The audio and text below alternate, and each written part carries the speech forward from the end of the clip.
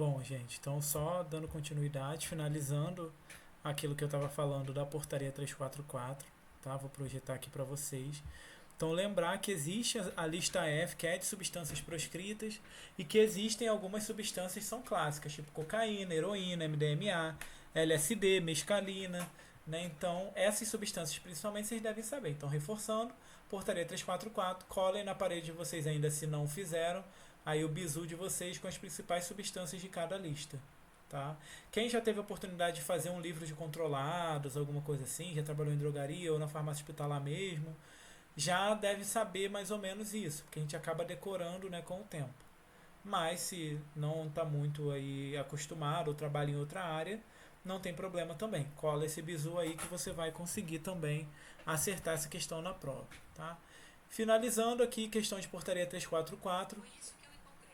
Os estabelecimentos que necessitem importar substâncias constantes na Portaria 344 e suas atualizações, para fins de ensino ou pesquisa, análise e padrões de referência, utilizados em controle de qualidade, após cumprirem o disposto na legislação, deverão importar a quantidade autorizada em até que prazo? Semestralmente, trimestral, anualmente, mensalmente ou de uma vez só? Acho que alguém, não sei se está pedindo para entrar ou era a É a resposta. letra E, de uma só Letra E, né? vez. De uma vez só. Então, mesmo que seja para pesquisa, tá? É difícil, até eu já participei de projeto. Era um projeto com uma professora de homeopatia. A gente queria tentar fazer um homeoterápico, né? Um medicamento homeopático para tratamento de pessoas que têm dependência, sei lá, cocaína, alguma coisa assim. E aí, para poder ter acesso a essas substâncias, né, mesmo que fosse um padrão, por exemplo, não é facilitado. E mesmo assim só pode importar de uma vez e acabou. Tá? Então, isso aí é um dado importante. Normalmente a gente já, quando está batendo ali a leitura, a gente se lembra disso.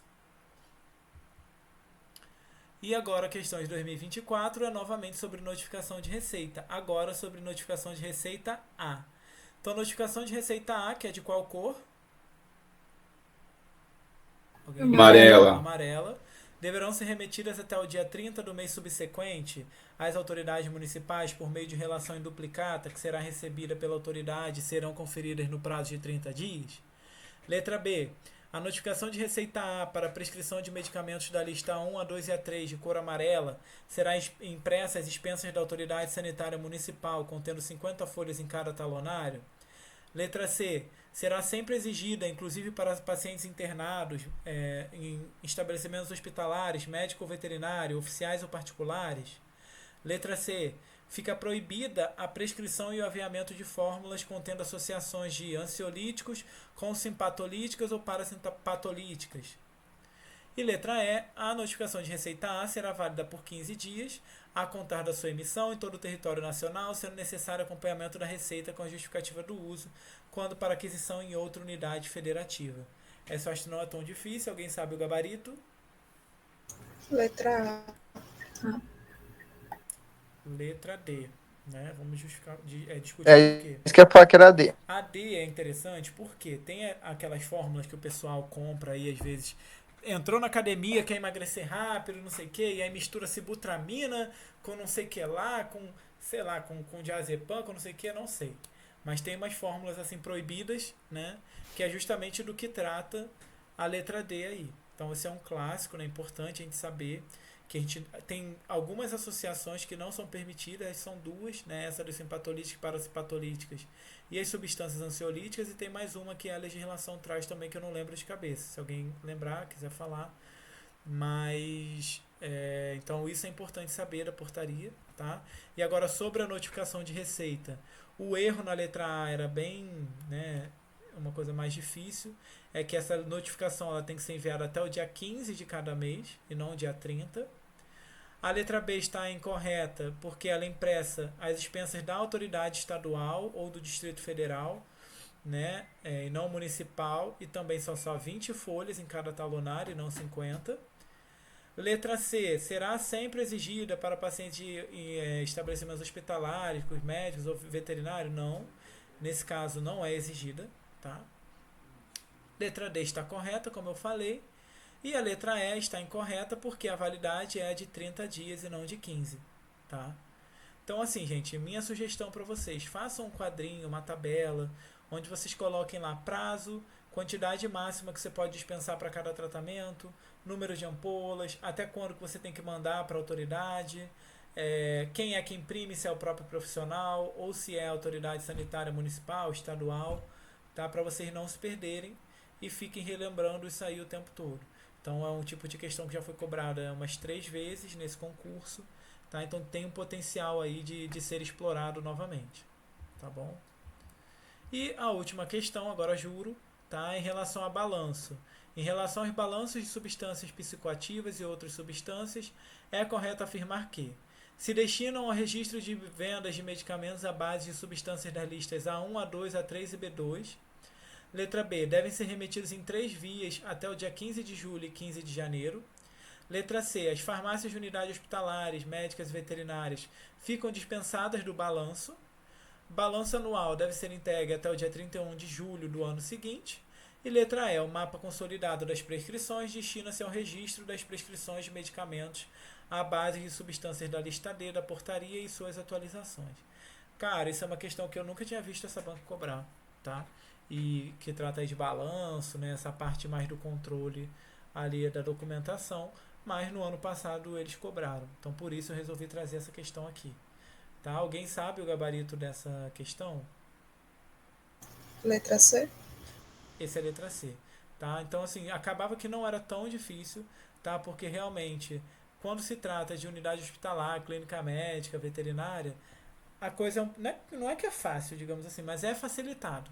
Né? A gente sabe, estou dizendo assim que é feito de qualquer maneira, mas inclusive em muitos casos a gente não precisa de notificação quando é o paciente internado e tudo mais.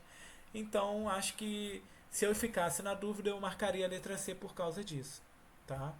Mas as outras estão incorretas, porque na letra A ele falou que esse balanço era só A1, A2, A3 e B2, mas na verdade é para todas as classes, tá?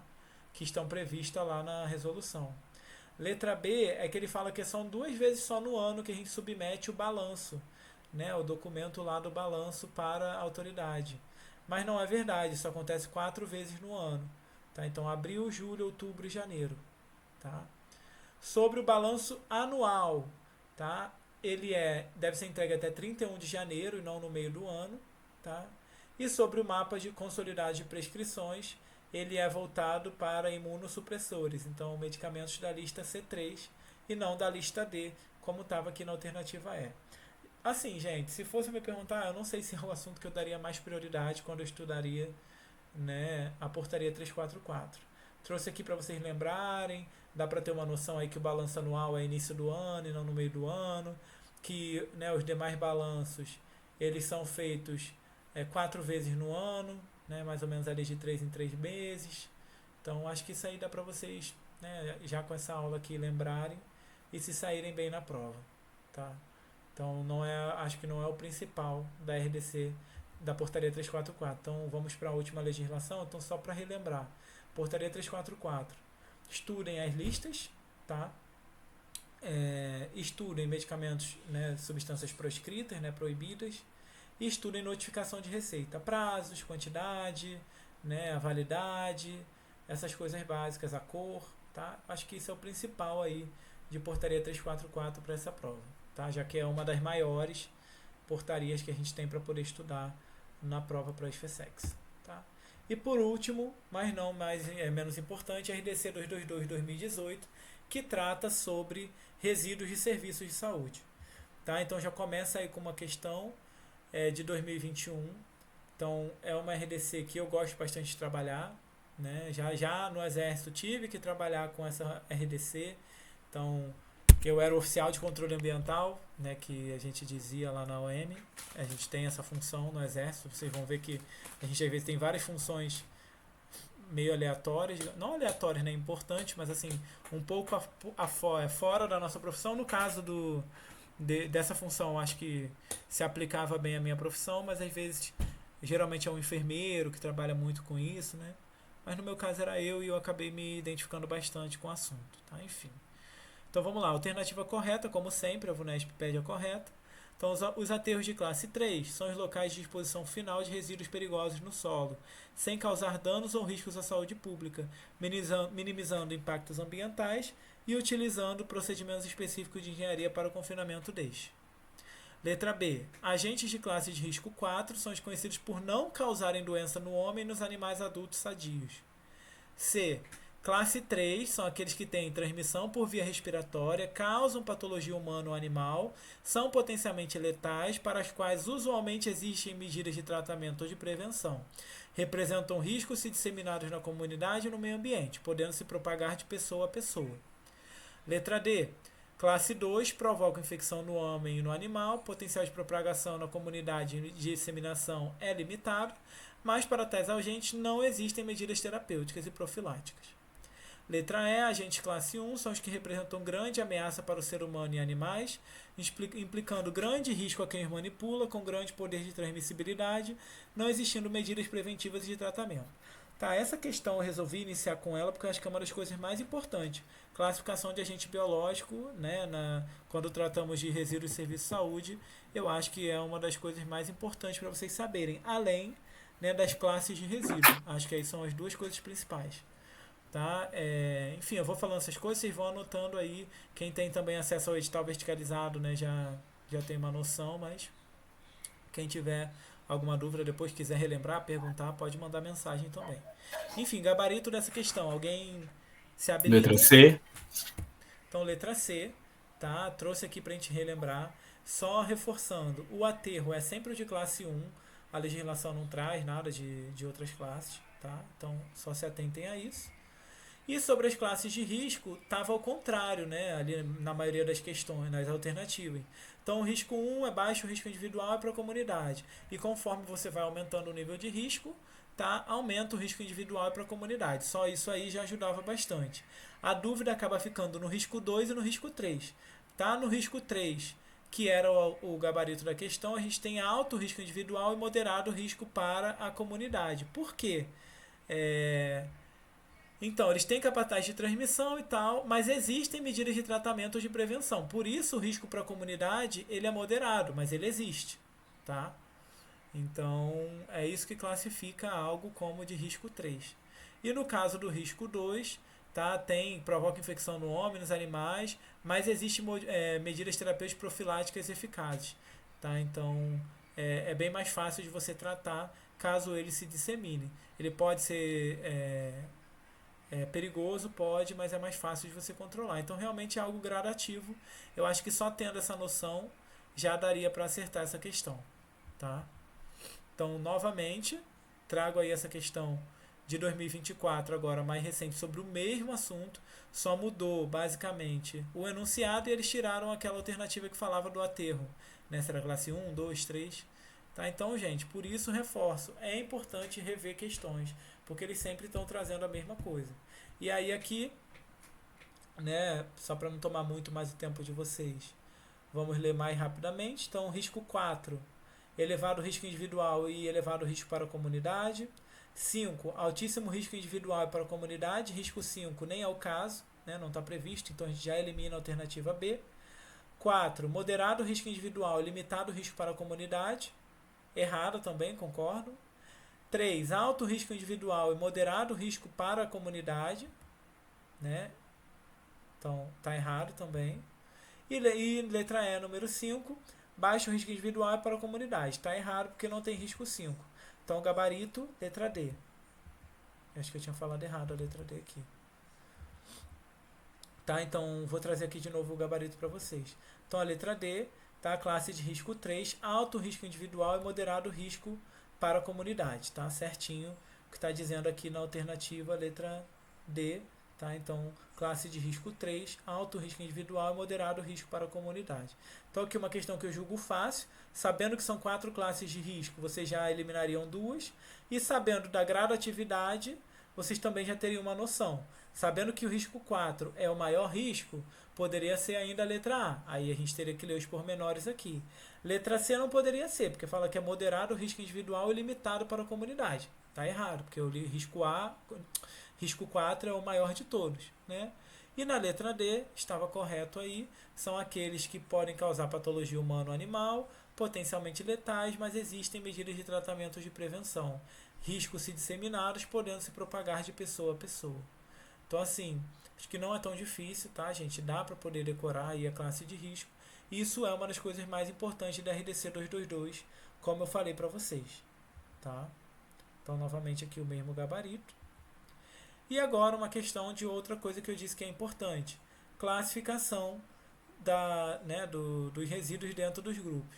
Então, agulhas, né, que são os perfurantes ou cortantes, pertencem a qual grupo?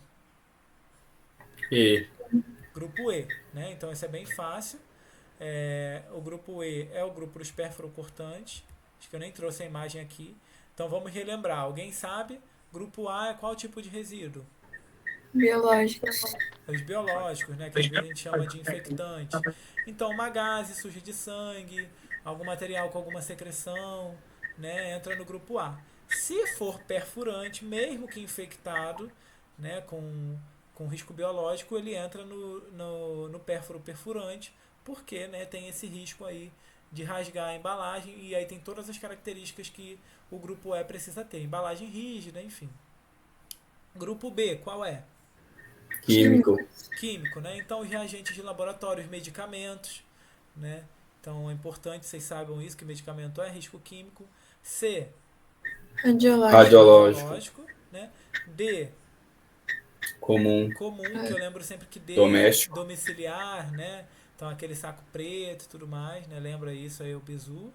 E é o perfurocortante, né? Que a Cortante. gente está falando agora. Geralmente, a maior preocupação do hospital é o grupo A e E, os dois extremos, né? O A dos infectantes e E dos perfurocortantes, tá? O D eu lembro que era do domiciliar, o B e o C aí é mais difícil, mas eu sempre lembro, consigo lembrar que o C é radiológico, fica ali no meio, e o B é o químico. Aí agora uma questão que trata sobre o grupo A, lembrando, o grupo A é qual grupo? Biológico. Lógico. Biológico, né?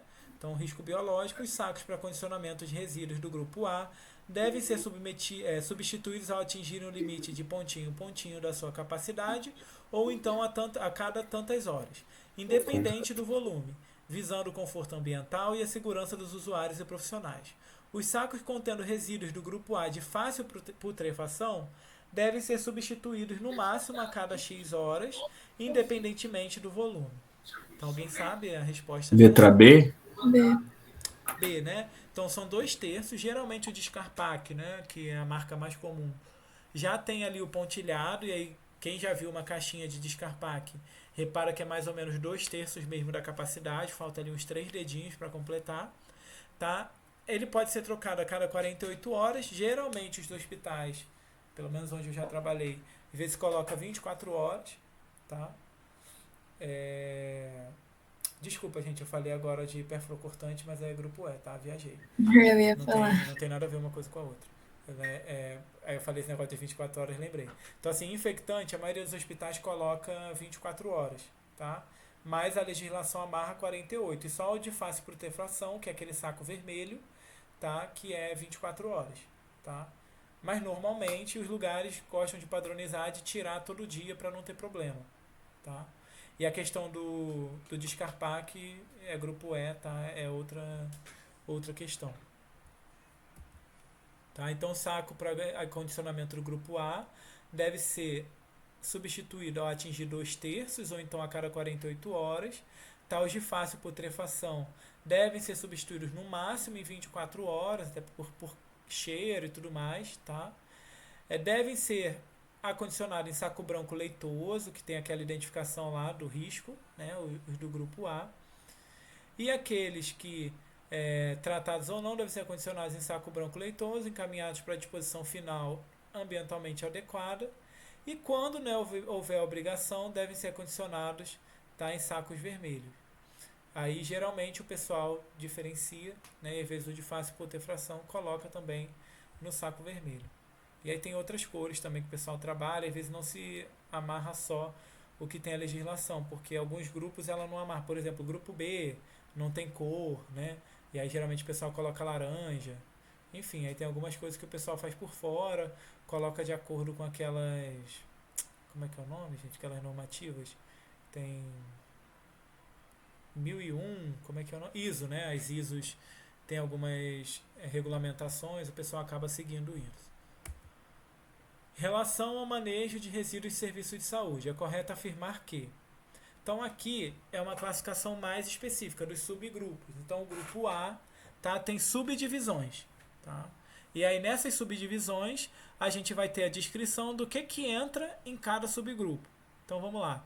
Culturas e estoques são classificados como resíduos do grupo A5. B. Sacos para condicionamento de resíduos do grupo A devem ser substituídos a cada 24 horas, independente do volume. C.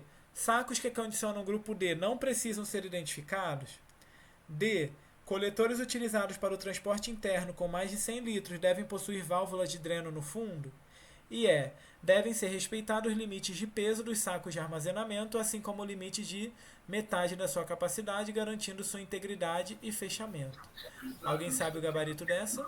Letra C. C. Letra C, né? Que o grupo D, como a gente deu o bizu aí, é semelhante ao domiciliar, né? Então é aquele saco preto comum. Então assim, não era uma questão difícil. Com pouco que a gente discutiu nas outras questões, vocês já conseguiriam responder facilmente aí uma questão de RDC 222, tá? A letra A está incorreta, cultura e estoque é subgrupo A1, mas isso é mais difícil de saber. Deem uma lida, mas né, geralmente pelas questões por eliminação você acaba não escolhendo essa alternativa, ou você acabaria eliminando todas e chegando nela. Então assim, não estou dizendo que vocês não devam ler, gente, tem que ler, mas não é o bizu aí mais importante da RDC 222.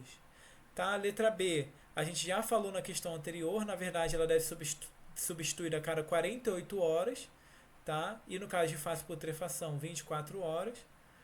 A letra C está correta. Sobre a letra D, na verdade, trata de 400 litros, então quando aquele coletor maior, não sei se vocês já viram rodando aí em algum hospital, que tem que ter a válvula de dreno. E letra E, na verdade, né, o limite deve ser ali de 2/3 da capacidade, também que a gente já tinha falado na questão anterior. Tá? Bom, gente, então era isso que eu tinha para trazer para vocês hoje. Tá? Então foram essas legislações que a gente resolveu trabalhar. Eu e Gabi acreditamos que são legislações que não vão sair, né, da nossa relação de bibliografias para o concurso da SFSEX. Vou voltar aqui para ver vocês me verem. Então são legislações que sempre caem aí nos concursos de uma maneira geral. Queria saber se alguém tem alguma dúvida, alguém quer acrescentar alguma coisa antes da gente finalizar aqui. Queria saber se vocês acharam que é proveitoso, ajudou vocês. Acho que principalmente a de conhecimento específico vai ajudar mais ainda, né? Mas essa de conhecimentos gerais, eu acho que o bizu maior é o fato de que eles gostam de repetir questões. Então, a gente ficar aqui massificando e relembrando isso o tempo todo é importante para que vocês cheguem aí na prova trincando, né? E a gente resolveu começar por elas porque eu acredito que pelo menos os alunos que estão aqui na mentoria, mas geralmente é a realidade da maioria dos alunos, quando a gente começa a estudar, a maioria começa por conhecimentos gerais ou acaba terminando conhecimentos gerais primeiro. Então a gente achou que seria mais fácil começar por conhecimentos gerais, né? Porque aí depois vocês vão acompanhando, né, conhecimento específico ali conforme vocês forem trabalhando aquele assunto, a gente vai trabalhando aqui no aulão também, porque geralmente a gente demora mais para conseguir completar os assuntos de conhecimento específico. Então, alguém quer complementar, falar alguma coisa? E assim, gente, Pode falar, Gabi. Pode falar, Júlio. Bom, só deixei ligado o microfone. Ah, tá. E uma coisa, assim, uma dica que vou dar para vocês. Após essa aula, revejam essas legislações na sequência, né? Então, essa semana aí, no tempo de legislação que vocês tiverem destinado aí para estudar, tentem rever essas legislações e fazer contrapontos aí com as questões, né? Passando os slides aí que o Julião vai disponibilizar, relembrando de pontos que foram destacados aqui pelo Julião.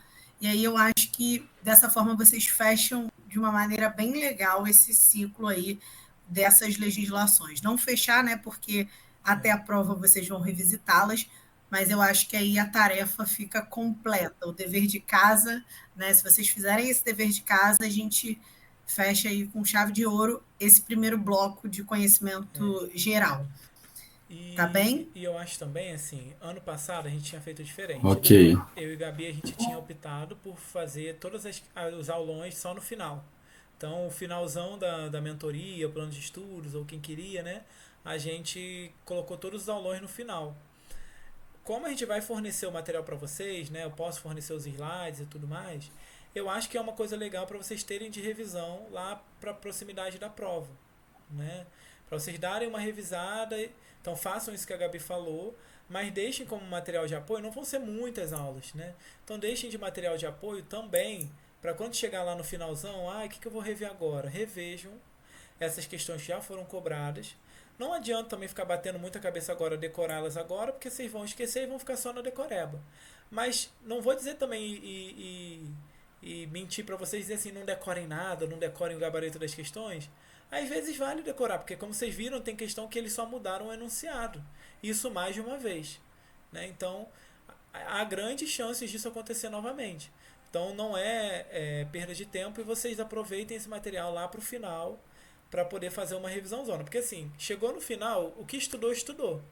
Então, utilizem isso aí só para relembrar o que era principal, que nós trouxemos aqui.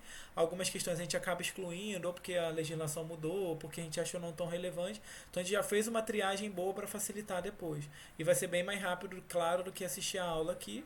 Mas, né, se vocês quiserem reassistir, tudo bem, mas a gente vai deixar o material com vocês também. Tá bom, gente? Alguém quer acrescentar alguma coisa? Quer falar alguma coisa? Felipe.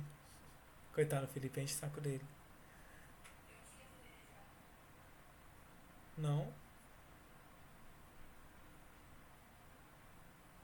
Bom, gente, então acho que é isso, tá? O nosso encontro hoje termina por aqui. Aí vocês vão ser avisados do próximo encontro, tá? O próximo encontro vai ser o último de conhecimentos gerais. Então a gente vai trazer aí as próximas legislações. A gente está esperando aí sair essa lista, né? Então, mas já semana que vem ela vai estar Querem dar disponível. algum feedback? O que vocês acharam? Foi bom aí? Deu para vocês pegarem aí detalhes? A gente quer feedback. Eu gostei. Principalmente nas questões que, por exemplo, tem duas, uma verdadeira e uma certa. Peraí, Juliana. Oi. Oi, Gabi. Acho que eu ouvi. Tá com algum problema, não? Juliana. Oi.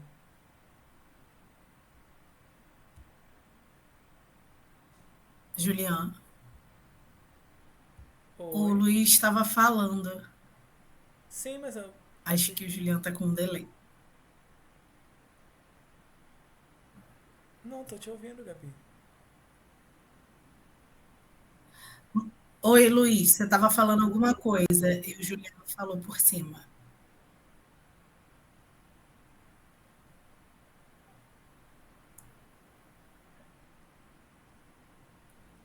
Não sei, Eu acho que. pra mim saiu normal. Ah, tu Ele tá me ouvindo? falou, É porque tô o te Luiz, ouvindo. eu acho que achei que tava atrasado o áudio. Não, acho que ele falou. Então, o e Luiz estava depois falando eu... alguma coisa. Ele falou, não sei se deu delay aí não, mas ele falou que principalmente das questões, aí depois não continuou. Diga aí, Luiz. Não tava saindo voz? Tava saindo, mas acho que saiu uma voz sobre a outra, pode falar. Não, tava falando daquelas questões que, tipo, tem duas verdadeiras, tá ligado? Uma verdadeira menos e uma mais. Ah, sim, né? Porque Vocês falaram juntos de novo. É porque eu acho que o do Juliano tá com delay mesmo. É, tá com delay, pô. Tá atrasado, eu acho que tá chegando pra aí. Ih, gente, tá... É porque é longe, né? É longe. Eu acho que é o horário. É o fuso horário. Né, não, que o meu tá igual ao dele, aqui no Acre, né? Gente, eu não sei não, eu tô ouvindo todos vocês normal. Que loucura. Luiz, fala, Juliano, silêncio. Não, pô, eu tava comentando aquelas questões que a gente sempre fica na dúvida, tá ligado? Uma é certa, mas a outra tá muito mais. Tá um pouco mais certa só. Aí a gente vai lá e marca a certa, em vez de marcar a que tá certa de verdade. Eu sempre me lasco, enfim. Eu também sempre E me nas lasco. capas, né? Entendi. Pronto, Juliano, desbloqueado. Ah, menina, Daqui mas 20 minutos chega lá. Não, mas o Luiz tava na mesma vibe que eu, a gente tava falando normal, não sei, acho que é aí no Rio de Janeiro que as coisas estão atrasadas, aqui no Acre o negócio chegou certo. Enfim, né, vi os comentários aqui dos demais, o William, obrigado aí pela tua participação, cara. Aos demais, né, Juliana também, de fora, os outros alunos que agradeceram aqui, tá, então obrigado, gente. É, é bom quem se diverte um pouco E também. em breve, em breve a gente vai divulgar para vocês a data aí do próximo aulão, tá? Que aí provavelmente serei eu. E aí a gente vai fazendo sempre essa dobradinha, né? Um pouco eu, um pouco Juliano, um pouco eu, um pouco Juliano, para vocês não enjoarem. Então é isso, gente, valeu, boa noite, tá? Tchau, Até Boa tchau. noite, até mais. Boa mais. noite, Obrigado. gente.